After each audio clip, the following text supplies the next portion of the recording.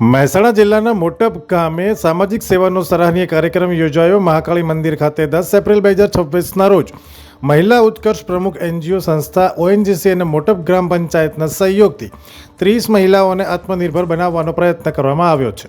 આ કાર્યક્રમમાં સરપંચ ગોવિંદભાઈ ચૌધરી, ગ્રામ પંચાયતના સભ્યો તેમજ મહાકાળી સેવા ટ્રસ્ટના સેવકોની હાજરીમાં મહિલાઓને 30 સિલાઈ મશીન અને સાયકલનું વિતરણ કરવામાં આવ્યું છે.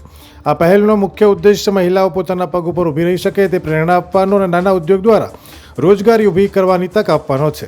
સ્થાનિક સ્તરે આ પ્રકારના પ્રયત્નો મહિલાઓના સશક્તિકરણ માટે મહત્વપૂર્ણ સાબિત થઈ શકે છે. અહેવાલ કનકસિંહ રાજપૂત, મહેસાણા.